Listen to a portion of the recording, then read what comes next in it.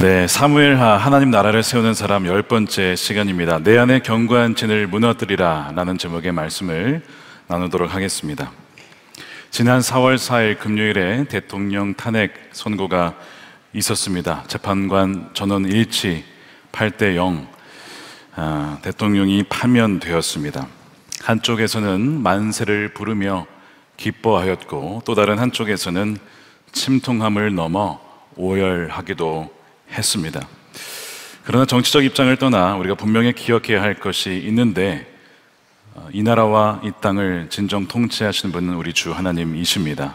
그분이 우리의 진정한 왕이십니다. 주님께서 모든 만물을 공의로 다스리시고 주권적으로 통치하십니다. 우리가 함께 기도했습니다. 새벽에도 저녁에도 비상시국 기도회에서도 금요일에도 매일같이 기도했고 모든 것을 주님께서 들으셨고 주님의 섭리 가운데 이루셨음을 우리가 믿기 때문에 모든 결과가 주님의 뜻 안에 있음을 우리는 경건히 받아들여야 할 것입니다.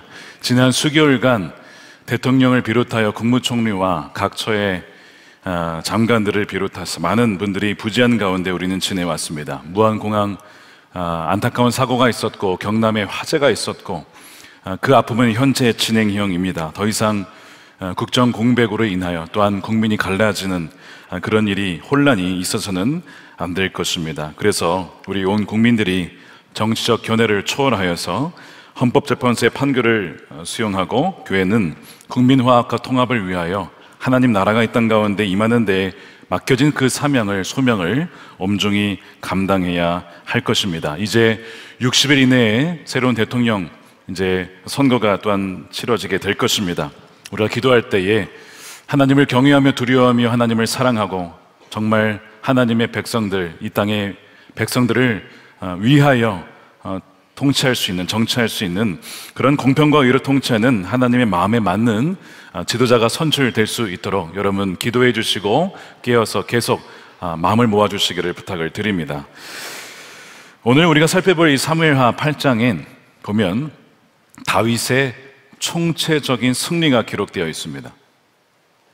다윗이 이겼는데 완전한 승리를 거둡니다. 동쪽으로는 모압에게서 승리를 거두고 서쪽에서는 블레셋에게 승리를 거두고 북쪽으로는 시리아에게서 남동쪽에는 에돔에게서 동서남북 어디를 가든지 승리하는 그 승리가 오늘 기록이 되어 있어요. 하나님의 나라가 확장이 되고 있다는 겁니다. 동서남북 지경이 넓어지고 있다는 겁니다. 그것을 오늘 본문은 기록하고 있는데요.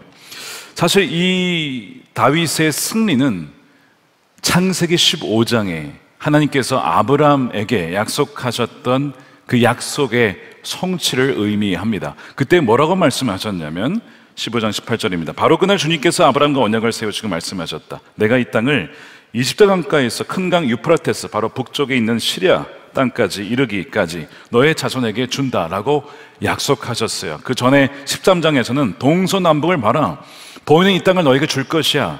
그 약속은 여호수아 때 이루어졌고 이제 이 15장의 약속은 다윗의 때 와서야 이루어지게 되죠. 무려 이 창세기 15장 이후에 1000년이 흐른 뒤입니다. 1000년이 흐르긴 했지만 하나님은 약속을 잊지 않으셨어요. 하나님은 우리를 향한 그 약속을 잊지 않으셨습니다. 그리고 하나님은 때가 되시면 그 약속을 반드시 이루시는 신실하신 하나님이십니다. 물론 이제 이 말씀을 묵상하다 보면 목사님 1000년이면요 우린 죽습니다. 100년도 못 사는데 어떻게 1000년을 기다립니까? 아마 그렇게 얘기하실 거예요. 근데 하나님의 시간과 우리의 시간은 다르다는 거죠. 하나님은 시간에 매이지 않고 하나님께는 하루가 1000년 같고 1000년이 하루와 같다는 것을 잊지 말라고 했습니다. 그것이 베드로 후서 3장 8절이죠. 주님께는 하루가 1000년 같고 1000년이 하루 같습니다. 어떤 이들이 생각하는 것과 같이 주님께서는 약속을 더디 지키시는 것이 아닙니다. 도리어 여러분을 위하여 오래 참으시는 것입니다. 하나님 계획 가운데 다 있다는 거예요. 하나님의 시간표는 정확하다는 겁니다. 하나님의 시계가 고장난다거나 늦게 간다거나 그런 경우가 없다는 것이죠. 우리를 위해 가장 좋은 것을 안배하시는 분이시고 하나님의 스케줄에 따라 역사하시는 분이 바로 우리 주님이십니다. 역사의 주관자가 우리 주님이신 것입니다. 그래서 천년 만에 이루어지긴 했지만 하나님은 언제든지 그 천년에 걸릴 것을 하루만이라도 이루실 수 있다는 뜻이죠. 오늘 이 1절에 보게 되면 이 어마어마한 승리를 거두기 앞서서 그 뒤에 이런 일이 벌어졌다. 이 뒤에라는 표현이 나와요. 그 뒤에, 그 후에 어떤 일이 있은 후에 승리가 벌어졌냐? 승리의 전제 조건이 있었다는 거예요. 그게 뭐냐면 사무엘하 7장 우리가 살펴봤죠. 다윗이 하나님 교회 앞에 가서 하나님, 제가 무엇이 간데 겸손하게, 저희 집안이 무엇이 간데 저희에게 이런 은혜를 베푸십니까? 이런 놀라운 약속을 해주십니까? 그러면서 감사와 찬양을 드리며 하나님과 교제한 그 후에 이 승리를 주셨다는 거예요. 동일한 원리가 우리에게 적용이 됩니다. 우리가 세상에 나가면서 많은 문제와 씨름을 합니다. 전쟁을 치릅니다. 근데 그 전쟁에서 승리하기 이전에 뭐가 있어야 된다는 겁니까?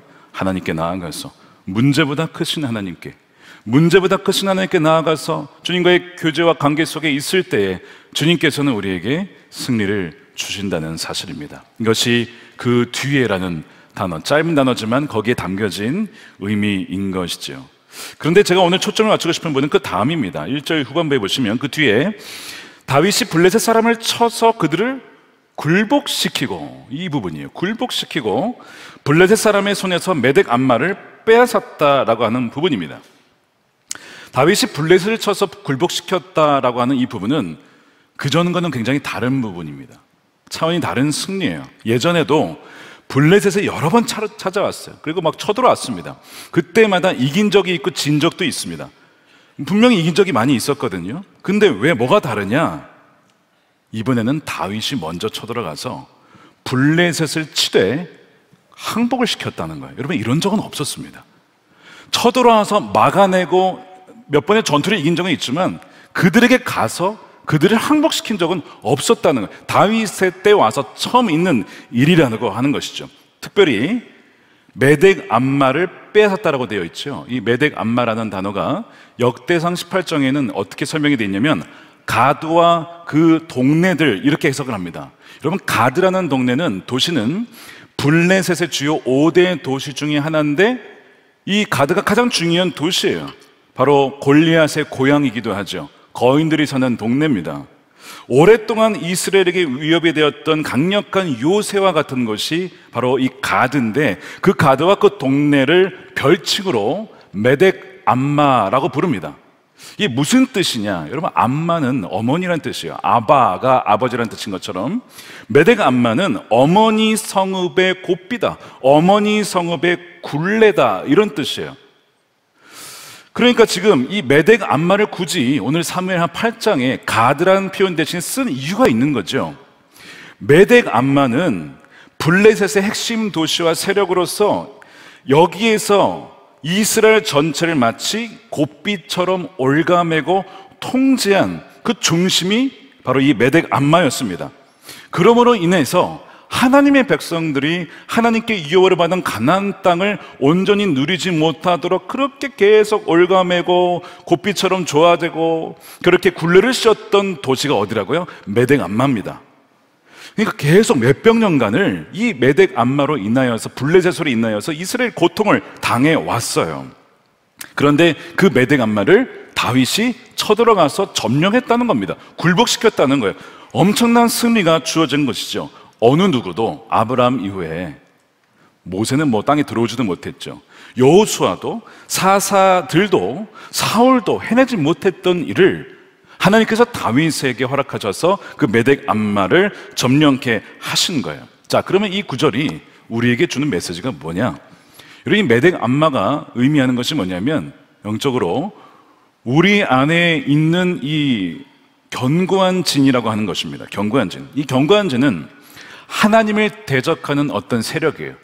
하나님을 대적하여서 하나님의 유업을 누리지 못하게 하고 하나님의 백성들이 하나님의 약속, 그것을 누리지 못하게 하는 고삐와 굴레와 같은 진을 말해요.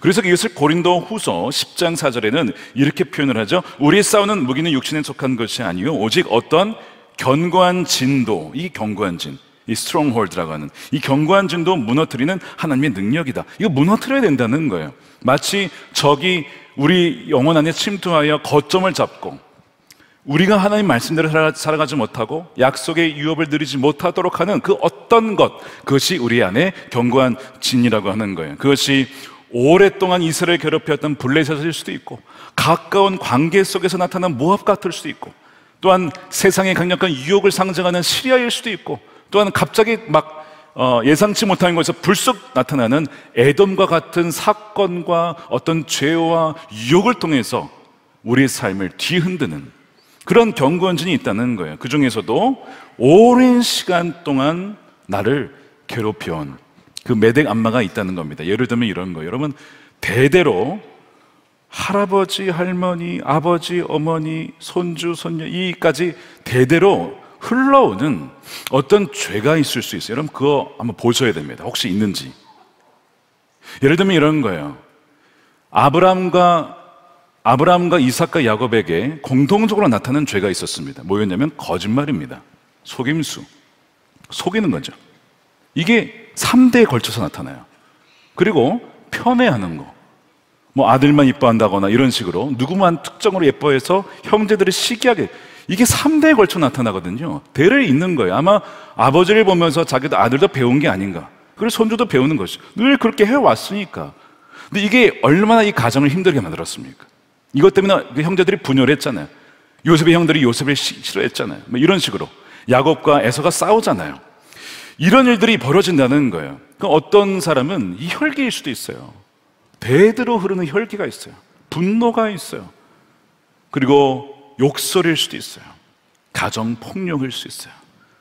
너무나 안타까운 일이죠. 근데 이것이 집안의 견고한 진, 즉 메덱 암마가 되어서 그 사람만이 아니라 이게 대를 걸쳐서 괴롭히는, 하나님의 백성에도 불구하고 그 하나님의 약속을 누리지 못하게 만드는 정말 끈질긴 강력한 요새와 같은 그 세력이 있다는 거죠. 어떤 사람은 누군가를 미워해서 용서하지 못하는 마음이 곪고 골마서 이제는 누구를 봐도 미워하고 사람을 못 믿게 되어지고 부정적인 어떤 쓴뿌리가 막 생겨나는 거예요. 어떤 분은 두려움이 있어요. 이것이 심해지면서 근심 걱정이 되면서 이제는 못 믿겠다. 하나님 말씀도 안 믿어져. 이 불신앙이라고 하는 것으로 발전할 수 있습니다. 참 안타까운 이야기가 민수기 13장 14장에 나와요. 하나님이 하나님의 자녀들에게 내가 너희들을 위해서 약속한 땅이 있다. 너희들 거기 갈 거야. 야, 정탐꾼 보내. 거기 보여줄게. 12명이 갔잖아요. 봤는데 돌아온 다음에 무슨 얘기를 합니까? 10명이 그 땅 우리 못 들어간다.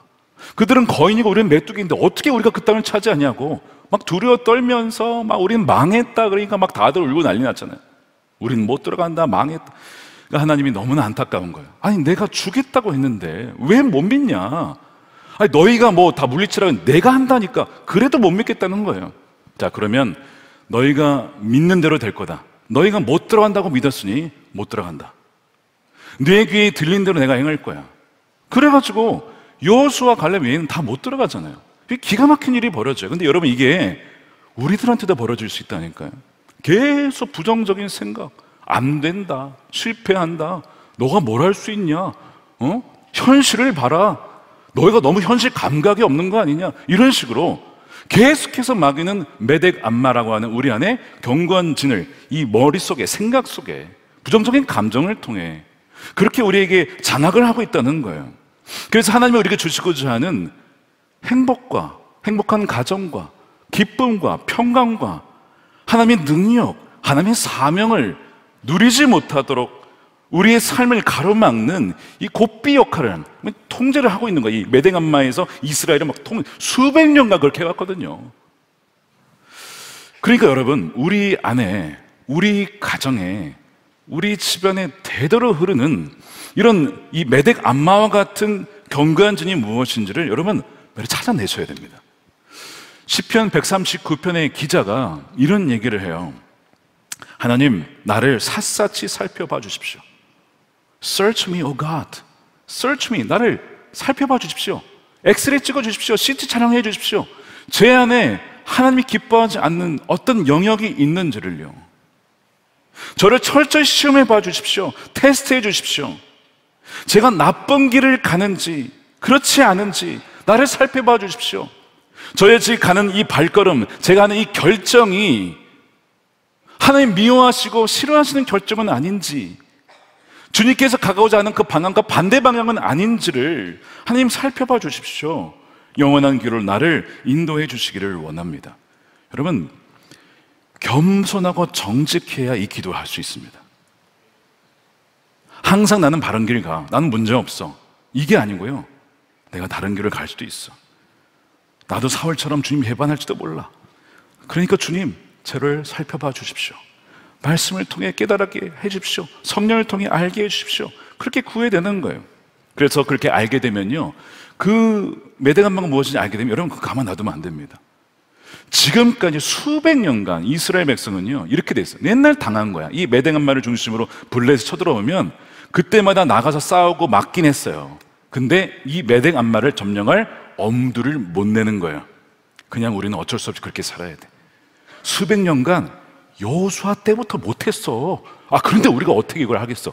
이런 식으로 막 그렇게 부정적인 생각을 막 하는 거죠. 다윗이 주님과의 교제를 통해서 하나님이 이 땅을 주셨는데 계속 괴롭히네 저것이. 그래가지고 저 메덱 암마를 점령해야겠다. 그래서 처음으로 가가지고 쳐서 항복을 받고 굴복을 시키고 빼앗았은 거예요. 타협하거나 죄와 공존하는 것을 원치 않았어요. 그래서 그를 무너뜨리게 된 것이죠. 여러분, 히브리서 12장에 너희가 죄와 싸우고 있긴 하지만 피 흘리며 싸우지 않고 있구나, 정말 철저하게 처절하게 싸우지 않고 있다, 그러다가 너희가 죄에 점령을 당할 수 있다 경고하고 있어요. 죄는 그 모양이라도 버리라고 데살로니가전서 5장, 우리 지난주에 말씀 함께 9절이었죠. 그 말씀을 하고 있잖아요. 단호하게 끊어내라는 거예요. 예수님이 참 이상한 말씀을 하신 적이 있어요. 너희 눈이 범죄하거든 빼내어 버려라. 두 눈이 성한 채로 있다가 지옥에 가느니 한 눈을 빼고 천국에 가는 게 낫지 않겠냐?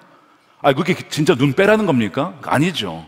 그 정도로 우리 눈으로 보고 듣는 것으로 인하여서 우리가 범죄하게 된다면 그 죄가 얼마나 심각한지 아느냐? 주님께서 그 경각심을 불러일으켜 주시는 거예요. 그러니까 여러분, 우리 경관진을 무너뜨리는 것은 이 성경에서 계속 강조하는 부분입니다. 우리는요 이미와 아직 그 사이에 살고 있어요. 이미와 아직, 무슨 얘기냐면 우리는요 이미 예수 그리스도와 함께 이미 죽었죠. 아멘입니까? 갈라디아서 2장 20절에 내가 그리스도와 함께 십자가에 못 박혀 죽었나니 우리 옛사람, 우리 정욕과 쾌락과 탐욕에 물들어 있던 옛사람은 십자가에 못 박혀 이미 죽었다는 겁니다. 우리 옛사람은 끝났다는 거예요. 장사됐다는 겁니다. 이것이 복음이 주는 약속이에요. 우리는 새로운 피조물이 되었고 이제는 더 이상 죄의 종로로 산 자 아니고요, 이제는 그리스도의 종이요, 이제는 복음 안에 자유한 자잖아요. 아멘이죠. 이것이 이미 우리에게 주어진 거예요. 미래가 아닙니다. 이건 이미 주어진 거예요. 그런데 아직 아닌 게 있어요. 이게 뭐냐면 우리가 육신을 입고 있기 때문에 육신의 정욕과 소욕의 유혹을 받습니다. 그래서 이거는 남겨진 싸움, 이거는 주님과 함께 싸워야 될 싸움이에요. 이것이 어디 강조되고 있냐면 골로새서 3장 5절에 너희는 위의 것을 바라보고 땅에 있는 지체를 죽여야 된다. 로마서 8장에 보면 너희가 육신대로 살면 반드시 죽을 것이라되 그러나 성령으로 말미암아 너희 몸의 행실을 죽이면 그러면 살 것이다. 여러분, 이게 안 믿는 사람에게 한 말씀이 아니고 로마 교회 성도들에게 한 말씀이에요. 너희 크리스천들이요, 성도들이요, 우리에게 주어진 남은 싸움이 있습니다. 우리는 이미 새로운 피조물이 되었지만 우리의 육신에 남아있는 죄와의 이 영향력을 싸움으로, 주님과 함께 싸움으로 승리해야 됩니다. 이 얘기를 하고 있는 것이죠. 비유를 들면 이런 거예요. 제2차 세계대전에서 결정적인 승리를 가져온 사건이 뭡니까? 노르망디 상륙작전이에요. 연합군이 상륙하면서 사실상 나치는 그날로 끝난 겁니다. 그래서 그날을 V-Day라고 하죠. Victory Day, 승리의 날이에요. 그날이. 그래서 그날 그 사건으로 사실상 전세는 뒤집혔다, 끝났다라고 다비 평가를 합니다. 근데 여러분 역사를 보시면요, 노르망디 상륙작전 이후에 나치가 바로 항복을 안 합니다. 격정적인 패배를 했지만 1년 동안 후퇴를 하면서 아주 치열한 저항을 더 거세게 하죠. 그 전의 전투와 비교할 수 없을 정도로 치열한 전투를 벌입니다. 그게 남은 1년이에요. 이미 이긴 전쟁이지만 남은 전쟁이 있어요. 그러니까 우리가 이것을 치러내야 된다는 거예요. 그러니까 여러분, 이 죄라고 하는 것 또한 경관진을 발견했을 때 가만 놔둬서는 안 된다는 겁니다. 이 싸움에서 실패한 자가 바로 사울이었어요. 하나님이 왕으로 세우셨죠.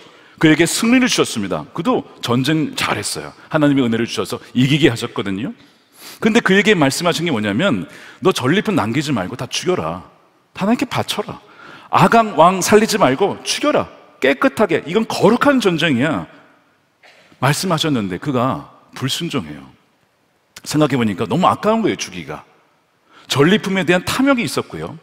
사람들 눈치를 봅니다. 두려워하죠. 그 다음에 하나님의 명령이 있긴 했는데 내 생각이 더 맞는 것 같은 이 교만함, 그래서 불순종을 하게 돼요. 사무엘이 그걸 보고 얼마나 안타까워하는지. 왕이시여, 왕이시여, 어떻게 그렇게 하셨습니까? 사무엘상 15장 23절에 거역하는 것은 점치는 죄와 같습니다. 고집을 부리는 것은 우상 섬기는 죄와 같습니다.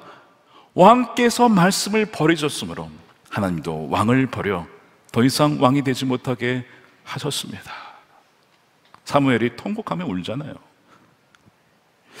역대상 10장 13절에 사울이 주님을 배신하였기 때문에 이렇게 죽었다. 그는 주의 말씀을 지키지 않았고 오히려 점쟁이와 상의하며 점쟁이의 지도를 받았다. 이 사울의 메대 간만은 불신앙입니다. 거기에서 불순종이 나와요. 사울은 자신의 내면에 있는 이 견고한 진을 무너뜨리지 못했기 때문에 이 유업을 잃어버립니다. 이스라엘의 초대 왕이라는 유업, 그 영광스러움, 그를 잠시 맛보고 잃어버리게 되는 너무나 안타까운 결말을 맞이하게 됩니다. 여러분, 이 이야기는요, 우리에게 엄중한 경고를 줘요. 사람마다 다 메대 안마가 있어요. 제가 이제 자세히 설명을 드릴 거예요. 근데 이것을 방치하게 되면요, 말씀드린 것처럼 족쇄가 됩니다. 얼감하게 됩니다. 그 인생을 파멸을 시킬 수가 있다는 거예요. 지난 화요일에 참 충격적인 뉴스가 하나 있었죠. 전직 국회의원이 자살을 했어요. 전날 의혹이 있었습니다. 10년 전 사건인데 이 성폭력 의혹을 받았어요. 자기는 아니라고 했거든요. 그런데 그 다음날 죽은 거예요. 그가 죽었기 때문에 이거를 밝혀낼 수가 없어요. 근데 그가 정말 자유로웠다면, 의혹에서 자유로웠다면 죽지 않았을 것 같은데 어쨌든 죽고 말았습니다. 그 10년 전 사건이 정말 사실이었다면, 가정이죠, 그건 몰라요. 근데 사실이었다면요, 여러분, 그것 때문에, 그 성적인 죄, 그 쾌락 때문에 그 피해자도 피해자지만 이 가해자도 결국 인생이 너무나 안타까운 결말을 맞이하게 된 것입니다. 여러분, 이 메대 안마가 이렇게 무서운 거예요. 그러니까 다윗이 괜히 가만 놔두지 않은 게 아닙니다. 그걸 침공한 것이죠. 거기를 무너뜨려야만 하나님이 우리에게 주신 약속과 유업을 누릴 수가 있기 때문에 그렇습니다. 다윗이 이 메대 안마를 정복한 이후에 동서남북 어디를 가든지 승리하게 되면서 정말 이 아브라함에게 하셨던 약속이 성취되어지게 되거든요. 자, 그러면 예수 그리스도 안에서 우리에게 주어진 약속, 유업은 무엇일까요? 자, 제가 여러분을 위해서 다 정리해 왔습니다. 나중에 이제 이거를 그냥 믿음으로 다 취하시면 돼요. 자, 보세요. 로마서 8장에 죄와 율법의 속박으로부터 완전한 자유를 주셨어요. 너희는 그리스도 안에 있기 때문에 더 이상 정죄함이 없다. 아멘입니까?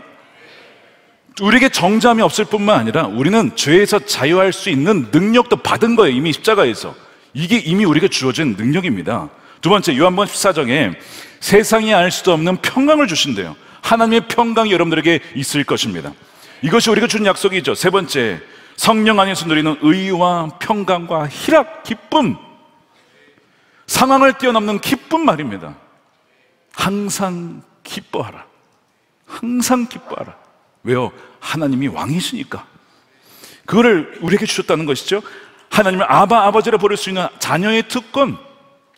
야, 자녀의 특권. 아버지, 하나님이 우리 아버지요. 믿음으로 간구하라는 거예요. 구하라는 거예요. 얼마나 좋습니까? 이게 남의 아버지만 어려운데 나의 아버지면, 주님, 우리 아버지는 가서 구하는 거예요. 그 특권이 있는 것이죠. 그리스도와 함께 상속자가 되는 영광. 여러분, 상속자 되기 원하십니까? 어마어마한 상속자. 이미 하늘의 풍성한 유업이 그리스도 안에서 여러분들에게 상속된 줄로 믿습니다. 우리가 당하는 고난, 어떤 박해, 장차 우리가 받은 영광과 비교할 수 없도다. 이것이 우리에게 주어진 약속이잖아요. 요한복음 10장에 보면요, 우리에게 생명을 주시러 주님이 오셨대요. 내가 온 것은 생명을 주고 양들에게, 그러나 풍성한 생명을 더하려 하심이라. 그냥 생명이 아니라 풍성한 생명, 영어로 abundant life. 와우! 하나님께서 정말 우리에게 이걸 주셨구나. 근데 우리는요, 이것을 누리지 못하는 거예요. 믿질 못하고요, 그냥 겨우 살아가는 인생. 왜 그렇죠? 메덱 암마에 의해서 속고 있는 거예요. 고삐가 지어져 있는 거예요. 족쇄가 채워져 있는 거예요. 에베소 2장에 보면 어떤 약속이 있습니까? 하나님 각자에게 주신 은사와 고유한 달란트가 있어요. 여러분, 다 다르게 지어졌어요. 얼굴도 다 다르게 생겼죠? 은사도 다르죠? 달란트도 다르죠? 고유에게 주셔서 이것을 그리스도와 그리스도의 그 나라와 주의 영광을 위해 살아갈 수 있는 의미 있는 삶, 가치 있는 삶을 위해 우리를 창조하시고 우리에게 부여해 주셨습니다. 여러분, 의미 있고 가치 있는 삶을 살고 계십니까? 아멘이 잘 안 나오죠? 여러분, 이게 마귀가 우리를 속이고 있는 거예요. 약속이 있는데 우리의 현실은 너무 괴리가 큰 것 같은 거죠. 그러니까 아멘을 담대하게 못하는 거예요.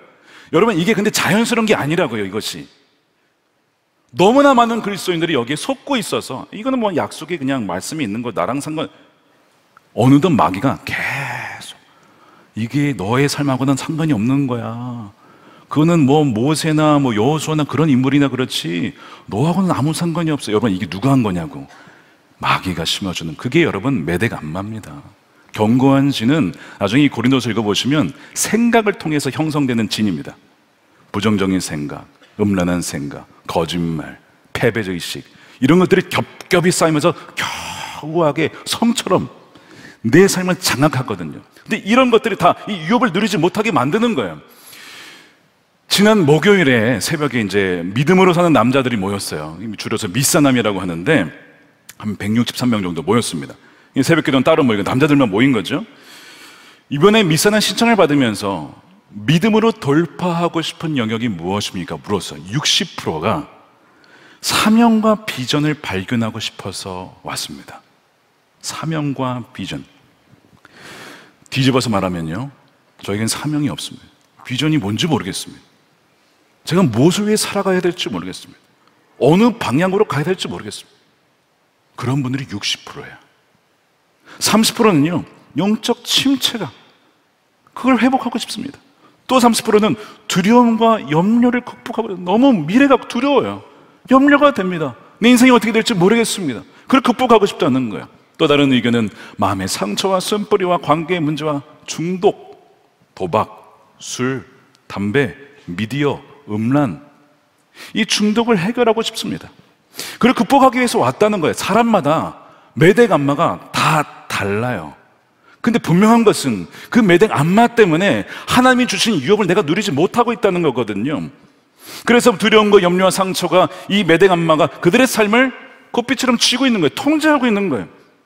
죄로부터의 자유와 평강과 풍성한 생명과 의미 있고 가치 있는 삶을 이제 살고 싶습니다. 그래서 이제는 더 이상 그렇게 살고 싶지 않고 끌려가고 살지 않고 죄에 끌려가는 삶이 아니라 이제는 죄를 끊고 믿음으로 거룩한 삶을 살고 싶습니다. 그렇게 결단하여 모인 이들이 그 믿음으로 사는 남자들이에요. 자, 그렇게 해서 이제 앞에 모여가지고 다 앉아가지고 찬양하고, 뭐 찬양 인도하시는 분들 얼마나 열심히 뜨겁게 찬양하시는지, 저도 앞에서 찬양하고 기도하고 막 해서 저도 이제 앞에서 하는데, 이 느낌을 제가 언제 받아본 적이 있어요. 이렇게 막 찬양하고 남자들 기도하고 이 느낌을 내가 언제 받아서 봤었는데 언제였더라 생각해보니까 군대에서. 군대. 주위를 둘러보면 다 남자들만 이렇게 남자들이 있는데 뜨겁게 기도하고 찬양하고 실로암 부르면서 했던 그때 그 수십 년 전의 장면이 생각이 나더라고. 그래서 군대인가? 아니면 교회예요, 교회. 교회인데 눈 감으면 군대인가? 계속 이런 가운데 있다가 마음속에 군대 맞지? 하나님의 군대 맞지? 거룩한 군대 맞지? 더 이상 메덱 암마, 블레셋에 끌려가는 삶, 질질 죄의 종로로 사는 인생 살고 싶지 않아서 이제는 그리스도의 군사답게 거룩한 남자답게 살아가려고 결단한 하나님의 군대 맞지? 아멘. 주님 그렇습니다. 믿음대로 될 것입니다. 그렇게 저도 막 그냥 말씀 전하고, 그 다음에 이제 그 미사는 구호가 있어요. 제가 해볼게요. 이런 겁니다. 내가 믿음으로 살면 가정이 회복된다. 내가 믿음으로 살면 일터가 회복된다. 내가 믿음으로 살면 한국교회가 회복된다. 내가 믿음으로 살면 하나님의 나라가 회복된다. 할렐루야! 그러냐 막 남자들이 와 블레셋 어디 갔어? 하면서 이게 막 어마어마하게 막 진짜 다 때려 죽일 것 같아. 막 이 죄를 그냥 완전히 그냥 찢어가지고 그냥 그런 마음이 막 들더라고요. 그래서 와 그래가지고 그 새벽에 와 너무 희망적이더라고요. 진짜 이 다윗들이 다 모여가지고 여성분들도 한번 해보세요. 여성교회 모여가지고 한번 너무 감사했어요. 그 새벽에 주님께서 믿음의 남자들을 일으켜 계시구나. 그리고 메대간만은 무너지고 하나님의 유업을 누리게 될 걸 저는 확신하게 되었습니다. 근데 여러분 오늘 이제 말씀을 가만 보게 되면 이 승리의 원천이 이 다윗에게 있지 않다는 걸 알게 됩니다. 다윗이 군사가 많아서 최첨단 무기가 있어서 여러분 그렇지 않아요. 오늘 말씀은 다윗의 승리를 기록하지만 주가 누군지를 분명히 하고 있어요. 그것이 6절 14절이에요. 다윗이 어느 곳으로 출전하든지 주님께서 그에게 승리를 남겨주셨다. 할렐루야. 다윗이 어느 곳으로 출전하든지 주님께서 그에게 승리를 남겨주셨다. 주님이 여러분들에게 승리를 주시는 것입니다. 주님이. 근데 참 어느 곳으로 출전하든지 이게 너무 은혜가 되는 거예요. 야, 너는 교회에서만 믿음이 좋지 나가면 힘이 없지. 그게 아니라 교회에서도, 가정에서도, 직장에서도, 출장을 가서도, 학교에 가서도, 선교제에 가서도 어디를 가든지 주님과 함께 할 때에 승리를 주신 주님인 줄로 믿으시길 축복합니다. 그러니까 여기 주어는 주님 여호와라고 되어 있어요. 다윗이 하는 게 아니에요. 다윗이 어떻게 죄를 이기겠습니까? 다윗은 죄를 이길 수가 없지만 하나님이 이기게 하셨던 것이죠. 그래서 제가 일부 예배 때부터 계속 우리 그리스도인들이 먹어야 될 라면이 있다고 말씀을 드렸어요. 주님과 함께 라면. 제가 이 얘기를 했더니 끝나고 어떤 목사님이 카톡을 딱 주시더라고요. 그래서 뭔가 봤더니 목사님 주님과 함께 라면과 겉들여야 될 음식이 하나 있습니다. 뭡니까? 했더니 주님만을. 저희가 이러고 놉니다. 교회 농담. 생각해보니까 주님만을 마늘을 넣으면 맛있을 것 같아. 어쨌든 여러분 주님과 함께라면 어디든 가든지 승리하게 될 줄로 믿습니다. 여러분 라면을 드실 때 그냥 드시지 마시고 주님과 함께라면 내가 이길 수 있어. 어디든지 이길 수가 있어. 여러분 우리는 이길 수가 없어요. 나중에 우리가 이제 다윗의 넘어지는 부분을 볼 거예요. 그 다윗이 그 죄에 이렇게 연약하다니. 여러분 우리는 이길 수가 없습니다. 근데 주님과 함께 늘 주님이 함께 계시고 주님만을 의지하고 우리가 주님을 의식하고 믿는 것이 얼마나 중요한지 몰라요. 그럴 때 주님께서 우리에게 승리를 주신 줄로 믿습니다. 여러분 이 미국의 노예 해방하면 떠오르는 인물이 누구죠? 아브라함 링컨을 떠올리실 거예요. 그리고 인종차별 철폐를 위해서 소리를 외쳤던 분은 마틴 루터 킹이잖아요. 근데 이 두 분에게 직접적으로 간접적으로 영향을 미친 사람이 있습니다. 프레데릭 더글라스라는 분이에요. 제가 미사님 때 잠깐 나눴는데 이 프레데릭 더글라스는 실제로 이 아브라함 링컨에게 연합군의 흑인 병사를 넣어야 됩니다. 그리고 그들의 인권적인 처우를 개선해 줘야 됩니다. 이렇게 계속 얘기를 하고 이 노예제도 폐지에 나갈 수 있도록 영향을 준 사람이 이 더글라스라는 사람이에요. 그리고 100년 뒤에 마틴 루터 킹 목사님에게도 영향을 미쳤죠. 이분이 이제 북극성이라는 노스폴이라고 하는 신문을 만들면서 노예제도가 얼마나 악랄한 제도인지를 계속 사람들에게 알립니다. 그리고 연설을 하게 되죠. 많은 사람들에게 영감을 줍니다. 이 타고난 연설가였어요. 바리톤으로 아주 사람들에게 영감을 주고 노예제도를 없애야 된다. 많은 사람들이 모이게 되죠. 작가였습니다. 지도자가 되었습니다. 그의 삶의 모토가 있는데 오름에는 성별이 없고 진리에는 인종이 없으며 색깔이 없으며 하나님은 우리 모두의 아버지이시며 우리는 모두 형제다. 그래서 모든 인간은 동등한 권리를 갖는다라는 이 보편적인 가치의 토대를 둔 사람이 바로 이 프레데릭 더글라스라는 사람이에요. 근데 놀라운 것은 뭐냐면 이 사람이 원래 흑인 노예였다는 겁니다. 태어났을 때 인생 자체가 그냥 이 메덱 안마였다는 거예요. 경관친이에요. 인간 취급받지 못합니다. 물건이었습니다. 공부하지 못해요. 노예가 왜 공부를 해? 글을 읽지도 못하죠. 배우지도 못하죠. 자유에 대한 갈망조차 품지 못할 정도로 그렇게 열악한 삶을 살아갔던 사람이 이 프레드릭 더글라스예요. 근데 어떻게 이 사람이 노예제도 폐지를 외치면서 아브라함 링컨과 또한 이 나중에 100년 뒤의 사람이죠, 이 마틴 루터 킹에까지 영향을 미칠 수 있었을까? 혼자 이걸 할 수 있었겠습니까? 불가능하죠.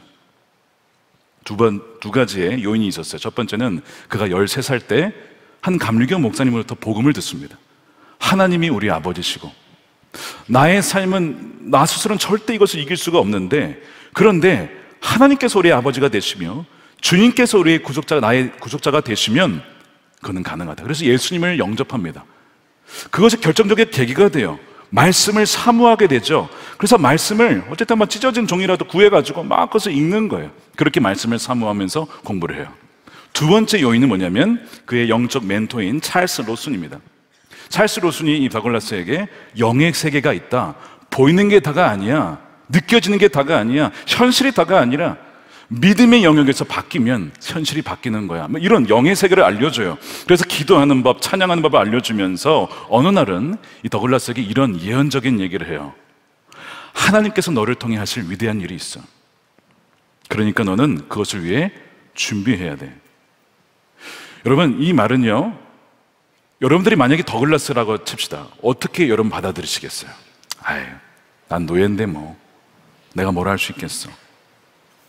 실제로 더글라스 그렇게 응답합니다. 하지만 저는 평생 노예인데요. 그의 언어에 뭐가 담겨 있습니까? 족쇄가, 굴레가, 이 메덱 암마라고 하는 굴레가 쓰여져 있는 거예요. 하나님 믿긴 했지만 여전히 현실적으로 그게 되냐 이거죠. 불가능하다 이겁니다. 그때 이 로슨이 이어서 얘기를 하죠. 주님은 너를 자유롭게 할 수 있어. 그분께는 모든 것이 가능해. 하나님을 신뢰하게, 그리고 그분께 구하고 두드리고 찾으면 구하게 될 것이고 하나님이 주실 거야. 자유를 원한다면 믿음으로 간구하게나 주님께서 너에게 그 자유를 주실 것이네. 이 날이 이 더글라스의 메덱 암마가 무너지는 날이었습니다. 그 말씀을 통하여, 예언적인 말씀을 통하여 그의 영혼 깊숙이 이 말씀을 품고 살아가게 되죠. 그래서 평생 노예로 살아야 돼, 이것이 무너지면서 그가 외치기 시작합니다. 공부를 하기 시작하고 글을 알게 되고, 그 다음에 이 타고난 어떤 연설 능력이 있다고 그랬잖아요. 그거를 외쳤을 때 사람들이 모이기 시작합니다. 글을 세워주기 시작합니다. 결국엔 사람들이 돈을 모아서 그를 자유롭게 해줘요. 자유인이 됩니다.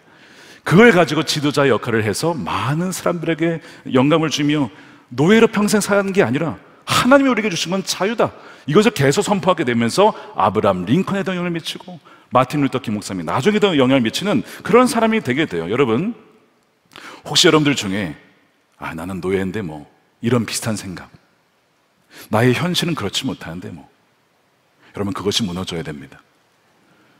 주님과 함께라면, 주님이 함께 하신다면, 주님 내게 능력을 주신다면 내가 모든 것을 할 수 있다. 그 믿음으로 여러분 선포하시기를 축복합니다.